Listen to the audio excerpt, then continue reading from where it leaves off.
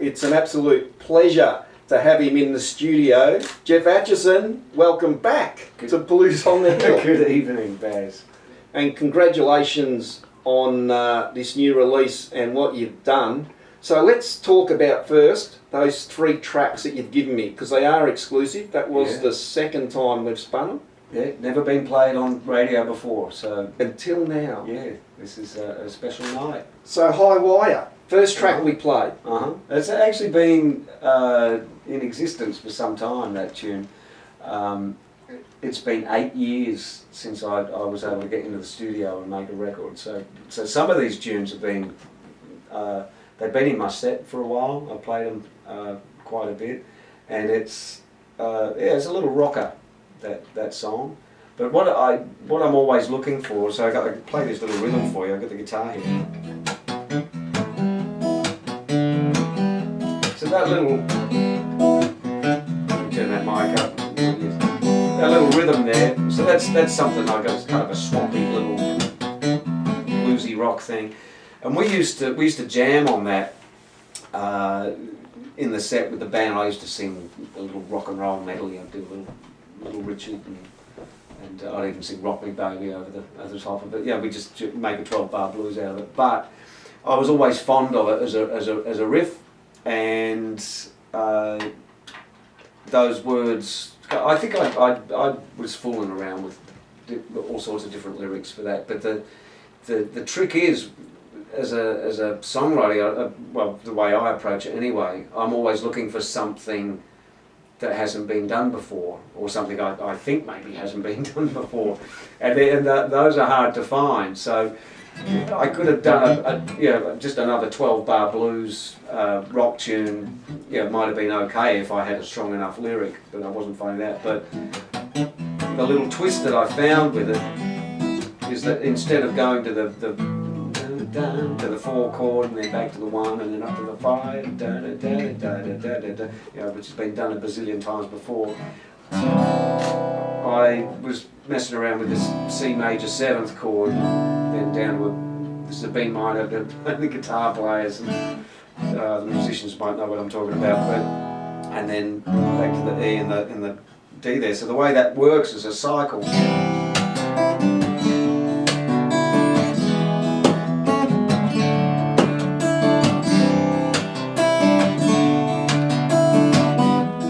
Back to my riff. Right, so that's what I'm looking for. I just thought those chords sounded really great with the E, and it's a departure from what you would normally hear. And I was lucky enough that then the words came together. Beautiful. And lyrically, it's gee, what would you say? I guess it's like a little light-hearted philosophy. And the other tracks we spun, the Delta Dave. Yeah, that's a song about a blues guy, but it does sound more like a folk tune.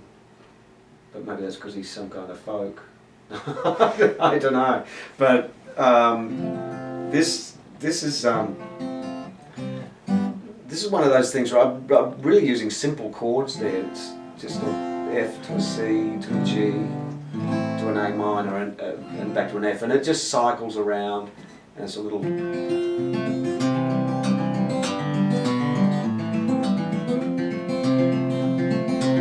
So it really was a folky little guitar thing that I had, and for some reason playing that, this is how I'll sit and write at my desk at home in my little music room. I'll sit and play the guitar, and sometimes things will come to me, like images will come to me, and it's hard to remember exactly what occurred first, but I was thinking about this guy, Dave, who I knew back in the 90s, late 80s and early 90s, which was when I first moved to Melbourne. He was one of the first guys I met. And he was a busker, and he made a living busking in the CBD. He used to ride his bicycle into town, and it was laden with all this gear that he had. And he used to set up and he'd have his little cheap electric guitar and his amplifier, and he used to have all these stuffed toys, like soft toys, little teddy bears, and he rigged them up with bits of string to his foot, so as he tapped his foot, all the little teddy bears would move in time to the music. You know? And it was all very much a DIY setup, but it was quite a spectacle to watch. I mean that in the best way. And he knew all these blues tunes. He was a bit of a blues historian, and he was on a mission to sell the blues to the public. And I think that's part of the reason why he had the toys there, was that people were walking past with their kids. The kids were engaged as well.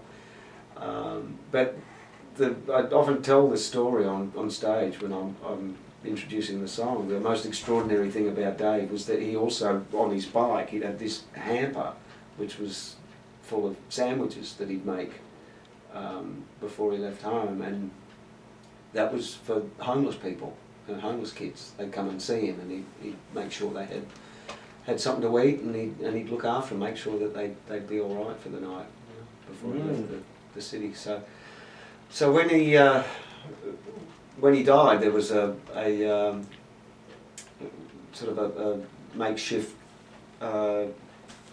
memorial yeah. on one of the areas where he played, which was these steps of one of the buildings on Swanston Street.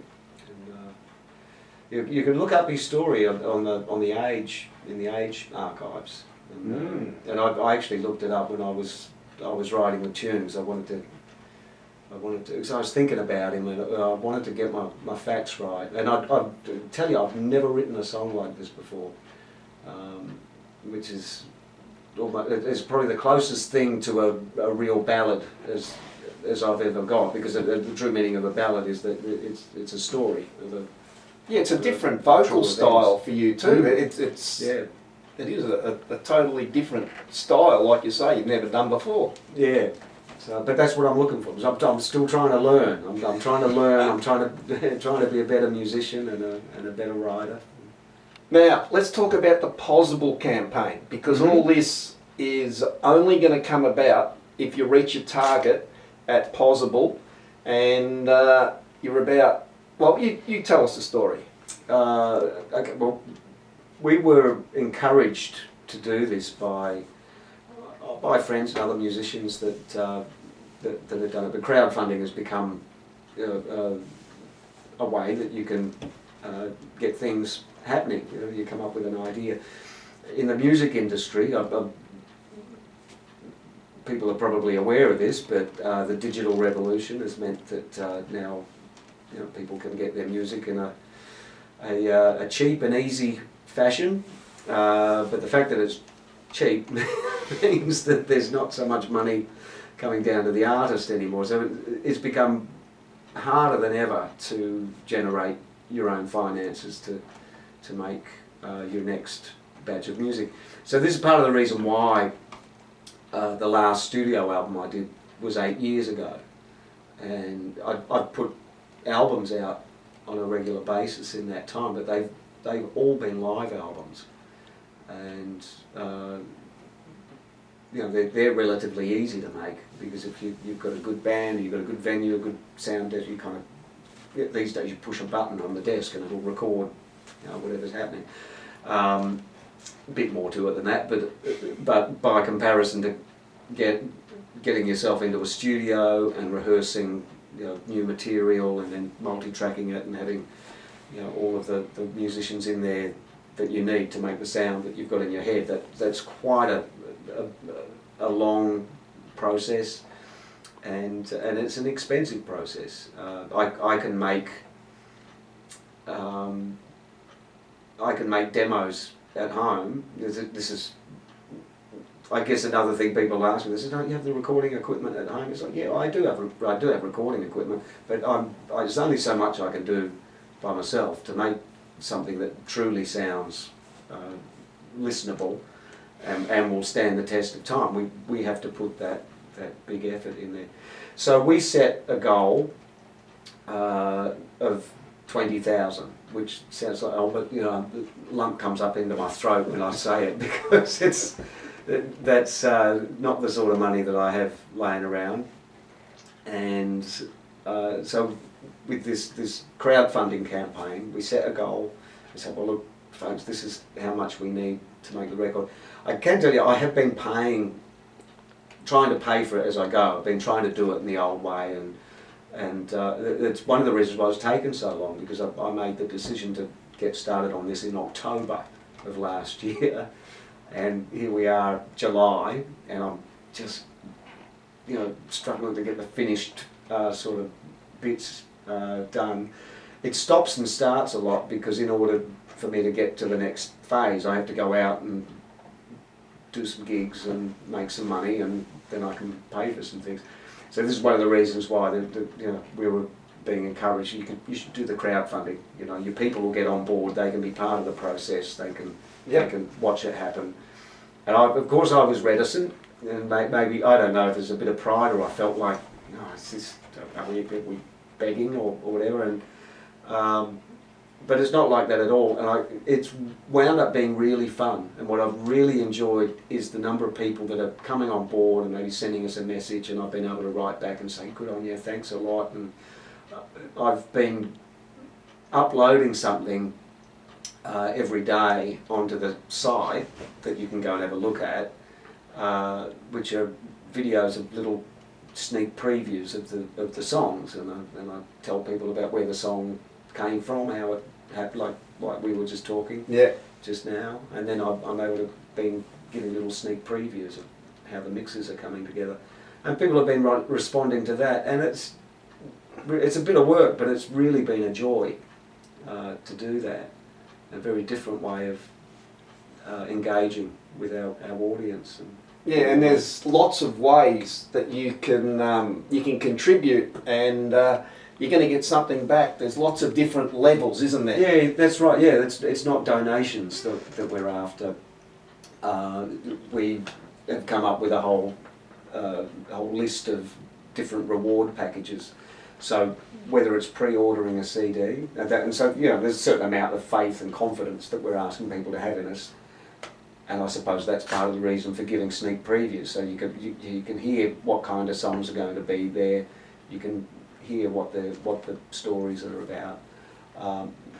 So hopefully that encourages people to pre-order a CD. So you can get onto onto the Geoff Achison on your Facebook page. The easiest way to find it would be to go onto my website, geoffachison.com, and there's a link right on the front page.